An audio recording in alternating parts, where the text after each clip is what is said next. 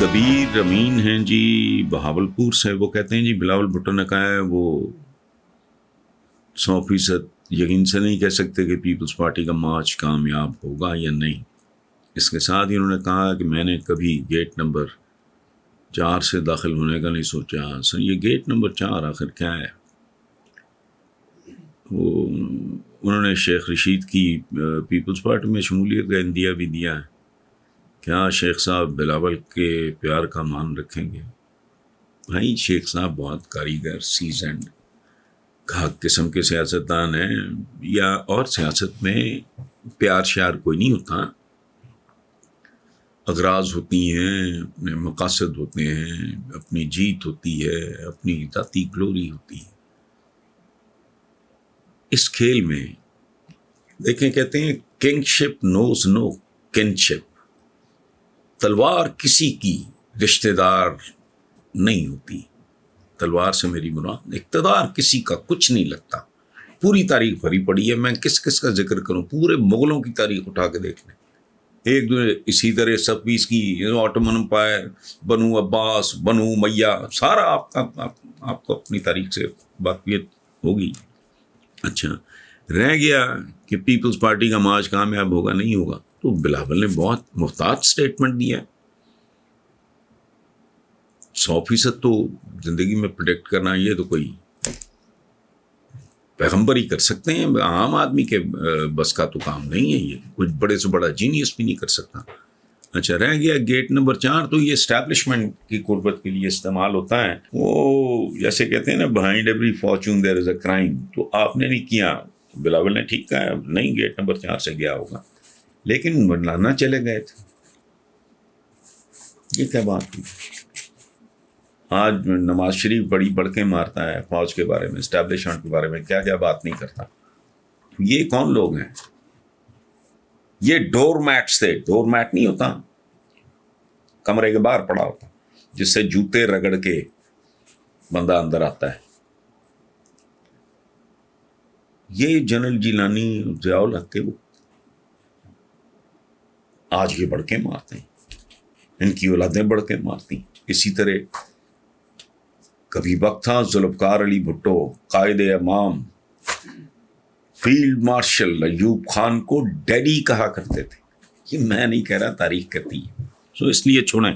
آپ اپنی کوئی سیاسی جماعت کیوں نہیں بناتے جس میں آپ ان لوگوں کو اختیارات سے نوازیں جو اہل، قابل اور ایماندار ہوں.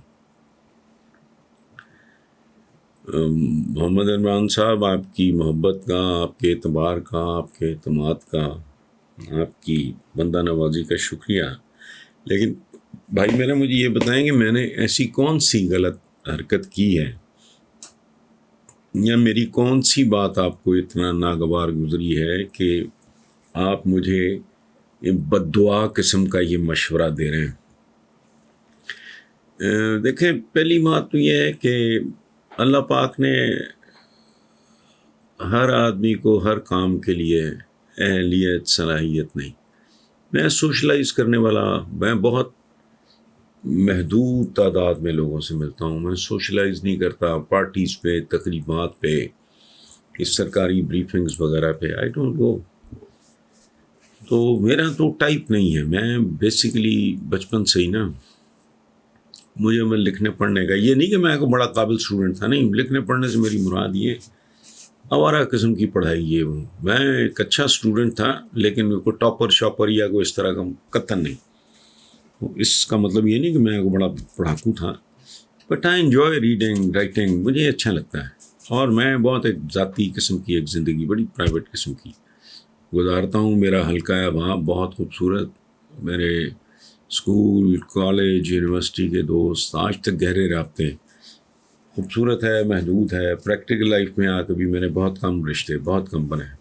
تو مجھے آپ یقین کرو کہ بچپن سے ہی نا یہ سیاست سے مجھے پتہ نہیں، گھن آتی ہے، نفرت ہے. اسکول، کالج، یونیورسٹی، اس کام سے ہی نفرت رہی.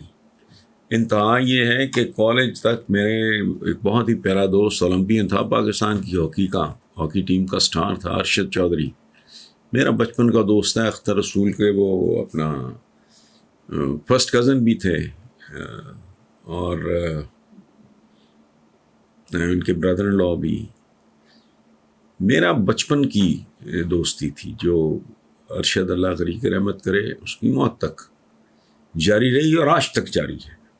میں بہت ریگولرلی اس کو یاد کرنے والا ہوں. تو اس کی بڑی خواہش تھی, وہ خود تو ہاکی کا سٹار تھا. پہلے اس کی خواہش تھی کہ میں ہاکی کھیلنا شروع کروں تاکہ ہم زیادہ سے زیادہ وقت اکٹھے گزار سکیں, کیونکہ شام کو ظاہر گیمز وغیرہ کا سلسلہ ہوتا. پھر جب اس نے دیکھا کہ یہ ادھر نہیں آ رہا تو پھر اس نے نا مجھے بڑا زور لگا کے نا کوشش کی کہ میں پالیٹکس میں, کوئی کالج میں الیکشن, اسکول میں ہوتے تھے اور ٹائپ کے الیکشن, کالج میں نے کہا نہیں, میں وجہ کیا ہے. تو میں نے ایک بار ارشد کو بتایا کہ یار مجھے بھکاری پہ رحم آئے, ترس آئے, اور بات ہے بھیک مانگنا اچھا نہیں لگتا. بھیک مانگنے والا بھلے نوٹ مانگ رہا ہو چاہے کوئی ووٹ مانگ رہا ہو, ہے بھکاری. تو مجھ پہ رب العزت کا, میرے رب کا, میرے خالق کا اتنا بڑا, میرے پہ بہت سارے احسانات ہیں, بہت سارے ان گنت, جس میں سمجھتا ہوں کہ سب سے بڑا احسان میرے رب کا مجھ پہ یہ ہے کہ میں نے زندگی اپنی ہی شرائط پہ گزاری. I was 19 20 سال کی عمر میں وہ گھر کے جبر کیا الحمدللہ, مطلب I loved my father. آج بھی ہمارے پورے گھر میں میرے وہ جو مجھے ڈکٹیٹ کرانا چاہ رہے تھے, جو میں نے ڈکٹیشن لینے سے انکار کر دیا. میں نے کہا میں نے سول سروس نہیں, میں نے پڑھائی لکھائی کا کام کرنا ہے. تو اس طرح وہ گھر بار ہی چھوڑ دیا تھا. میں نے چند دن پہلے کالم لکھا تھا کہ جس کام کے لیے گھر چھوڑا اب وہ کام چھوڑنے کو دل کر رہا ہے, جو ملکی حالات ہیں. سو اس لیے پلیز آپ مجھے اپنی دعاؤں میں یاد رکھیں. آپ کی محبت کا بہت شکریہ, لیکن مجھے پلیز یہ مشورہ نہ دیں, بڑا گندا کام ہے. اور on top of every thing, میں شاید جس طرح کا میں مستقبل دیکھ رہا ہوں, میں شاید مطلب سوچتا بھی, لیکن اب تو عمر کا وہ حصہ ہے کہ چل چلاؤ کا وقت ہے. دس از پیکنگ اپ ٹائم. ٹھیک.